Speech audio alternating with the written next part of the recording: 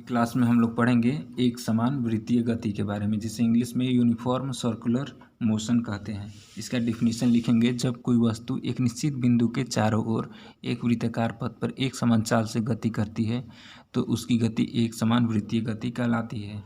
आप देख सकते हैं इस चित्र में, ये एक वृत्ताकार मैदान है। कोई वस्तु या कोई व्यक्ति इस वृत्ताकार मैदान को क्या कर रहा है, चक्कर लगा रहा है एक समान चाल से। ठीक है, ये ना कभी चाल धीरे होनी चाहिए और ना कभी फास्ट होनी चाहिए, तब हम इस प्रकार की गति को कहेंगे एक समान वृत्तीय गति। क्लियर है? तो मान लीजिए ये 20 किलोमीटर पर आवर के चाल से ये इसको दौड़ रहा है इस वृत्ताकार मैदान में। इस स्थिति में वृत्तीय पथ पर गतिशील किसी वस्तु के वेग का परिमाण समान या स्थिर रहता है। वेग का परिमाण क्या होता है? हम जानते हैं कि वेग में स्पीड और डायरेक्शन मिलकर ही वेग को बनाता है। यदि चाल के साथ जब दिशा जुड़ जाती है तब हम उस स्थिति में उसी चाल को हम वेग में पढ़ने लगते हैं। आपको बताएंगे कि यदि एक कार सीधे पथ पे जा रही है, मतलब हम ज्ञात है कि वो सीधी रेखा में जा रही है, या वो रेखा यदि वो साउथ है दिशा, तो हम कहेंगे कि उस कार का वेग 50 किलोमीटर पर आवर साउथ है। तो यहाँ पर देखिए कि जब चाल, तो जो वेग का परिमाण होगा यहाँ चाल होगी जो 20 मीटर पर सेकेंड या 10 किलोमीटर पर आवर, तो वो वेग का परिमाण हो गया चाल। और जो यहाँ पर दिशा है ये हर एक बिंदु पर बदल रही है।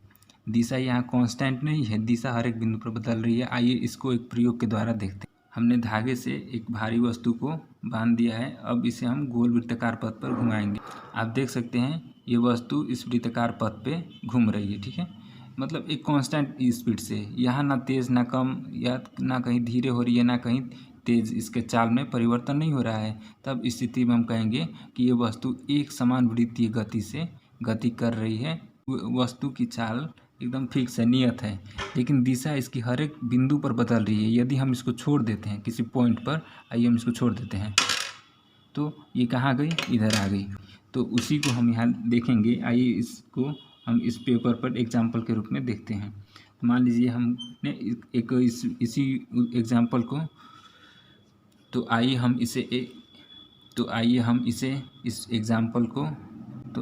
इस एग्जाम्पल को इस पेपर पर देखते हैं। तो जब हम इस वस्तु को घुमा रहे थे तो ये वृत्ताकार पथ पे घूम रही थी, चक्कर लगा रही थी। तो यदि हमने इसको छोड़ दिया, मान लीजिए इस बिंदु पर वो जिन वस्तु है हमने छोड़ दिया इसको, धागे को, तो वो कहाँ जाएगी? इस दिशा में जाएगी सीधे। ठीक है, यदि हम इसको यहाँ इस बिंदु पर छोड़ते तो वो सीधे इस दिशा में निकल जाती।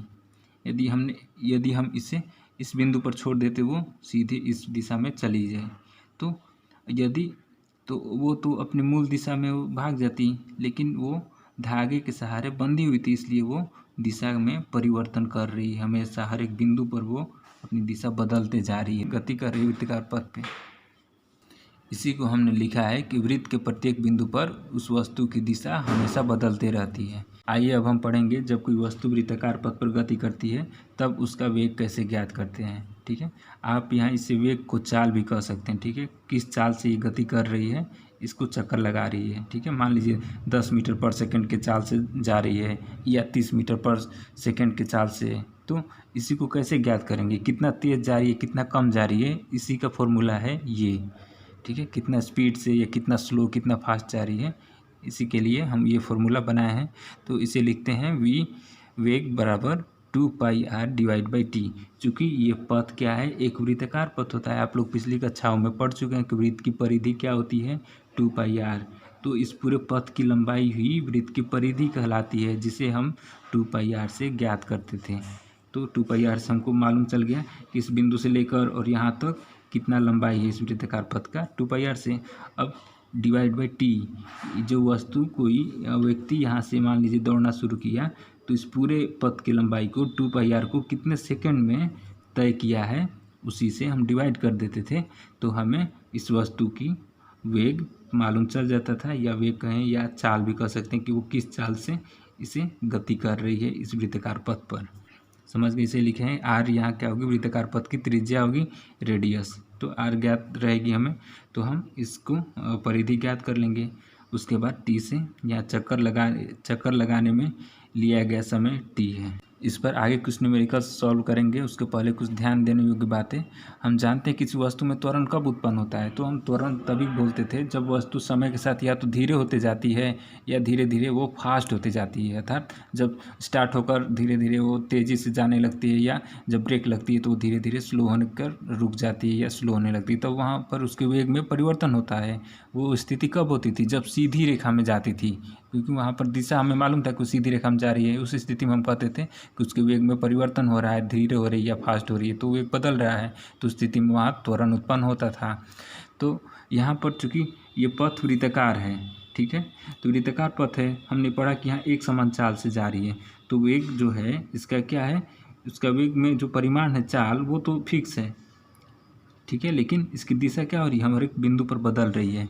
तब याद रखिए वेग में परिवर्तन तब भी होता है जब उसके परिमाण या दिशा किसी एक में भी बदलाव होगा, किसी एक में भी परिवर्तन होगा, तब उसके वेग में भी हम परिवर्तन कहेंगे।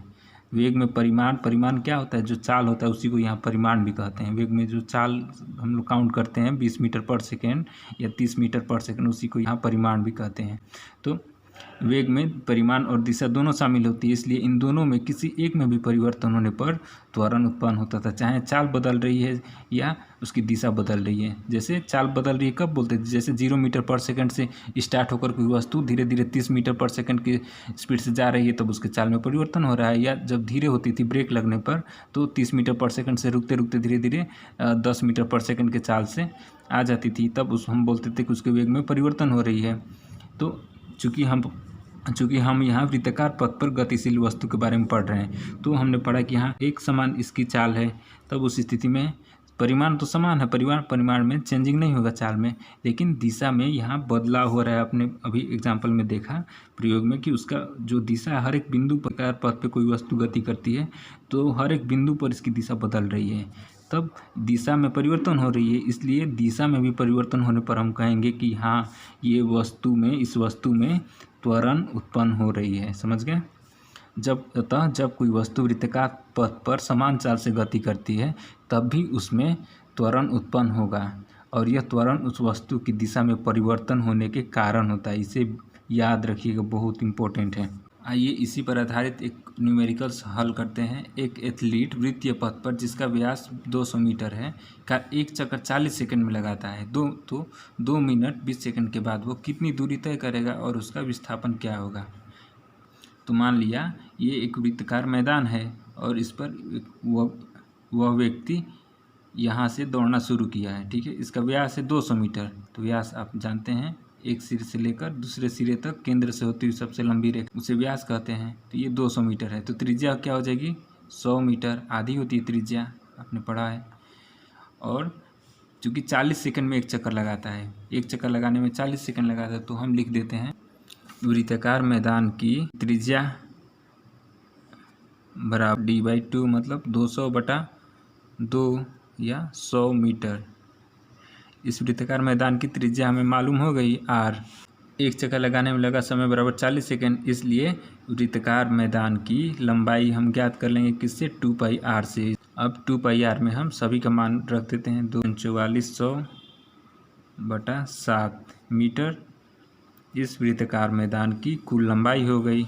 अब चूँकि एक चक्कर लगाने में t लेता है समय कितना, 40 सेकंड, इसलिए यहाँ पर इसकी चाल या वेग क्या होगी, तो किस चाल से दौड़ेगा इसको हम ज्ञात करेंगे। v बराबर 2πr/t।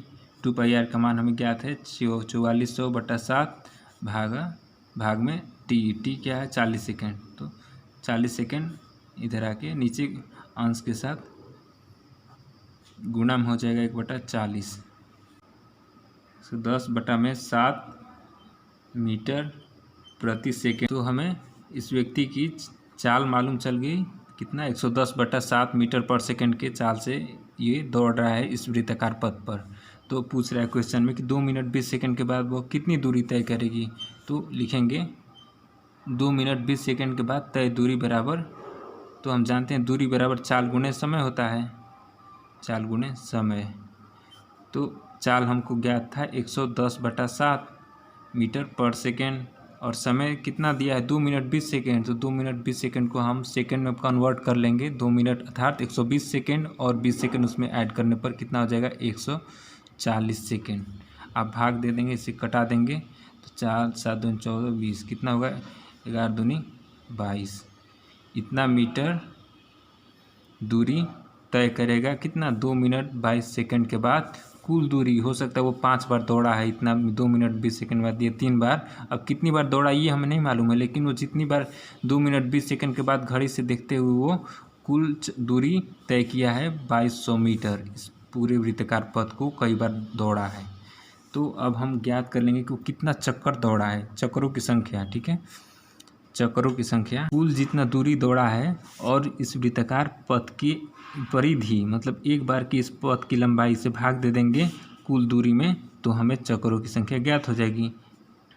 तो इसे हम फॉर्मूला के रूप में लिख दिए। चक्करों की संख्या होगी कुल तय दूरी। कुल तय दूरी वो 2200 मीटर तय किया है और एक बार में वृत्ताकार पथ की लंबाई है जो थी उससे हम डिवाइड कर देंगे तो जितने चक्कर तय किया वो हमें ज्ञात हो जाएगी।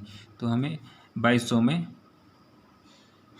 में कितना से भाग देंगे, एक वृत्ताकार पथ की लंबाई थी कितना 4400/7 मीटर एक बार में। तो इसे हम 4400/7, तो जो भाग में 7 होगा वो आप जानते हैं अंश में गुणा में हो जाता है ऊपर वाले के साथ।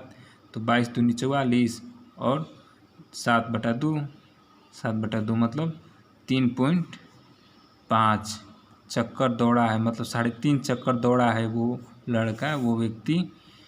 कहाँ से, यहाँ से 3.5 चक्कर, तो तीन चक्कर में तो वो इस बिंदु पर आ गया। ठीक है, अब लेकिन उसके बाद 3.5 है, आधा चक्कर बाद वो पुनः कहाँ तक आया है, यहाँ तक आया है आधा चक्कर बाद। 3 बार दौड़ने के बाद और अंत में फिर आधा चक्कर आके यहाँ वो रुक गया है। तो पूछ रहा है कि विस्थापन क्या होगा। तो विस्थापन बताइए। विस्थापन अब क्या पढ़े थे कि कुल तय दूरी नहीं होती है बल्कि प्रारंभिक स्थिति और अंतिम स्थिति के बीच की न्यूनतम दूरी ही विस्थापन होती है। तो इस बिंदु और इस बिंदु पर क्या होगी विस्थापन, तो बीच वाली दूरी, यही दूरी विस्थापन होगी। ये दूरी कितनी थी, जो इस वृत्ताकार पथ का व्यास है वही ये दूरी होगी, मतलब ये विस्थापन यहाँ 100 मीटर होगी। समझ गए।